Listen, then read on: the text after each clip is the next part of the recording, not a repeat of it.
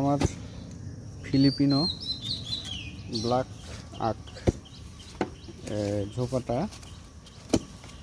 গতকাল বৃষ্টি হয়েছিল। বৃষ্টি হওয়াতে দেখেন সবগুলো মাটিতে হেলে পড়ছে। তো এখন আমি এখানে পাশে একটা সাপোর্ট দিয়ে দিব, একটা খুঁটি, বাঁশের খুঁটি দিয়ে এটা খাড়া করে দেব। সুপ্রিয় দর্শক, আমাদের বাগানে কুসুল গাছ উপরে গেছে।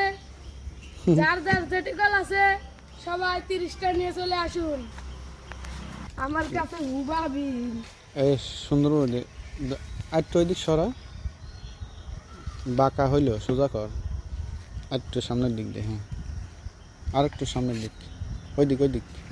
হ্যাঁ হ্যাঁ, এখন ওই সিলাই দে ভালো। হ্যাঁ, এখন ওই পাশে ধর, একটু জড়ায় ধরে সামনের দিক তুলে দেখ, নিচে যা, পাতার দিকে ধরিস। তুই ধর, তোকে যাকে তাই কর। হ্যাঁ, মনে করিস।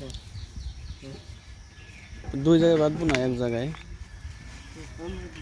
হ্যাঁ দেখ, তল দিতে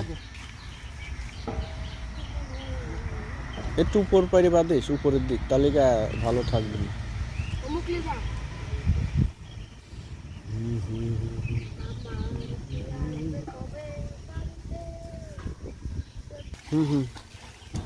এই তো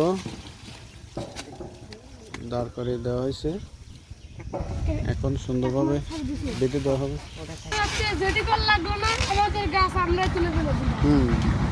কোনো যেটি কল লাগলো না, এগুলো লাগলো না। বিশাল একটা গাছের থেকে এতগুলো থোকা হয়েছে, সব অনেক ঝোপালো হয়েছে।